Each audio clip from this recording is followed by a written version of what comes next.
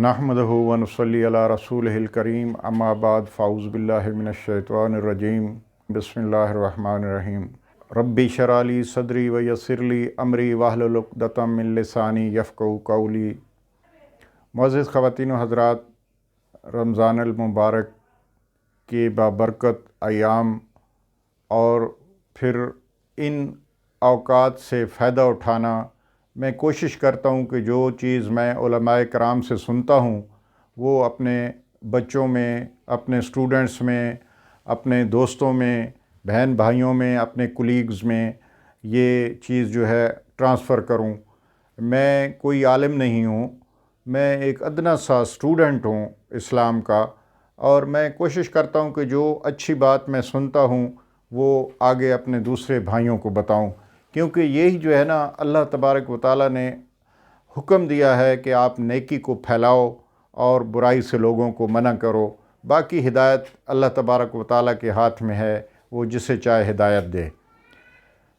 तो इंतहाई अफसोस की बात है कि जब मैंने ये देखा कि सूरह हुजरात का जो तर्जुमा है वो पढ़ने के बाद हमने अपने ऊपर लागू किया, तो आप यकीन करें कि इतना दुख हुआ कि हम तो ये जितने अहकाम इलाहिया इसमें दिए गए हैं हम बिल्कुल इसके अपोज़िट चल रहे हैं।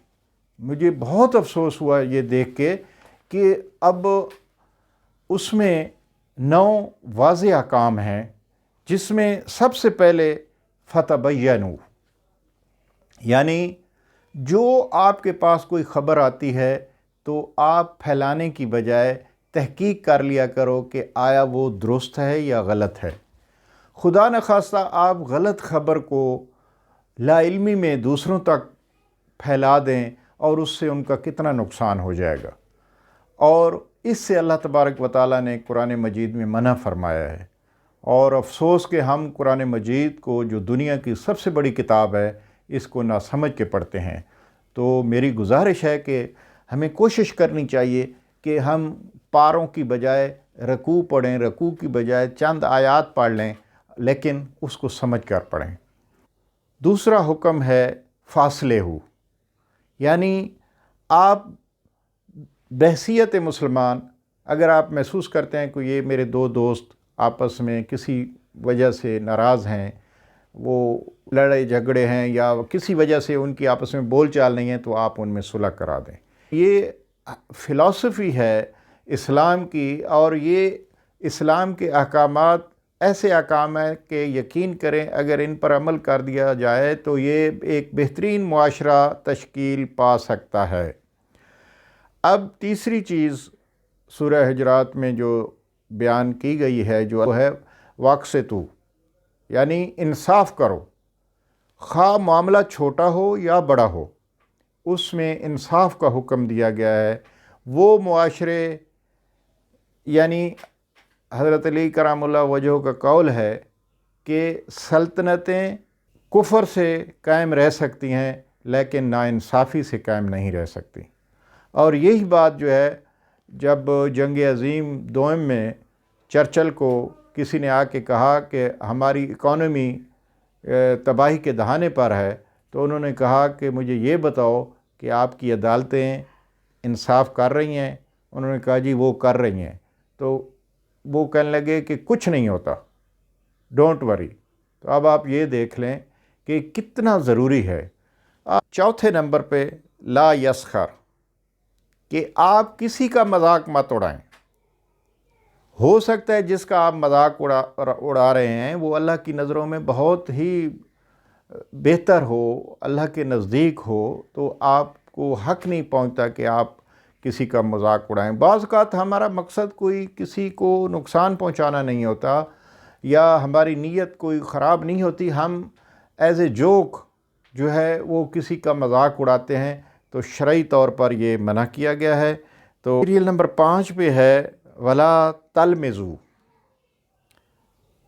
अब कोई भी जो है ना किसी पर इल्ज़ाम लगाना और किसी के ऐब निकालना, इस पे अल्लाह तबारक व तआला ने मना किया है कि आप किसी पे कोई इल्ज़ाम मत लगाओ, इसीलिए खामोशी का हुक्म दिया गया है। और अल्लाह तबारक व तआला ने फरमाया कि दूसरों के ऐबों पे पर्दे डालो। तो अब ये चीज़ें हमारी रोज़मर्रा की गुफ्तगू में ये आम हैं, लेकिन आप अगर ये देखें कि अल्लाह तबारक व तआला ने सख्ती की है ऐसी बातें करने से, तो हमें अब अगर पता होगा कि सूरह हुजरात में ये कहा गया है तो हम इससे इंशाअल्लाह ज़रूर इज्तनाब करेंगे। अब नेक्स्ट है 6 नंबर पे वला तनाबज़ू। अब ये है कि बुरे अलकाब से ना पुकारें। आप बाज़ का जो है दूसरे लोगों को घटिया जानकर, हकीर जानकर बुरे अलकाब से पुकारते हैं, तो इससे भी मना फरमाया गया है। और ये वो बुराइयां हैं जिसको हम बुराइयां भी नहीं समझते। नेक्स्ट जो 7वां हुक्म है, इज्तनबू कसीरन मिनज़्ज़न, यानी गुमान करने से बचते रहो। यानी आप किसी के बारे में कोई गुमान न करें, और बाज़ का गुमान जो है वो तबाही की तरफ ले जाते हैं। एक छोटी सी गलती जो है बहुत बड़े नुकसान का पेश खैमा बन जाती है। तो इसलिए हमें चाहिए कि हम इससे परहेज़ करें और इससे इज्तनाब करें। नेक्स्ट है 8 नंबर पे वला तजस्ससू। अब तजस्ससू का मतलब है कि आप तजस्सुस न करो, अब टो न लगाओ। अब दो भाई या दो मियाँ बीवी बातचीत कर रहे हैं, या कोई बंदे दो बैठ के कोई पर्दे की गुफ्तगू कर रहे हैं, कोई तीसरा शख्स जो है वो कान लगा के खड़ा हो जाता है, तो ये गलत है, इससे मना फरमाया गया है। अब ये जो 9वां हुक्म है इसमें वो है वला यग़्तब, यानी गीबत से मना किया गया है। मुअज़्ज़िज़ ख़वातीन व हज़रात, आप अंदाज़ा करें कि हमारी कोई गुफ्तगू कंप्लीट ही नहीं होती जब तक हम किसी का गिला शिकवा या गीबत न करें।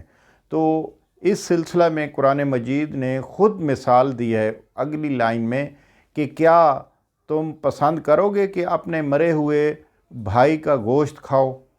तो ये गीबत इतना बड़ा नुकसान है और ये हमारी तमाम नेकियों को ज़ाया कर देगा अगर हम इससे अपने आप को न बचाएं। तो मेरी गुजारिश है कि अब ये छोटी छोटी बातें हैं, लेकिन ये कुरान मजीद की पूरी सूरत इस पे बयान हुई है, तो आप अंदाज़ा लगाएं कि ये कितनी अहम है। तो अल्लाह से दुआ है कि अल्लाह तबारक व तआला हमें इस सूरह अहकाम सादिर हुए हैं इन पे अमल करने की तौफ़ीक़ अता फ़रमाए, और जो हम लाइल्मी में कर चुके हैं अल्लाह ताला वो उनसे दरगुज़र फ़रमाए। आमीन।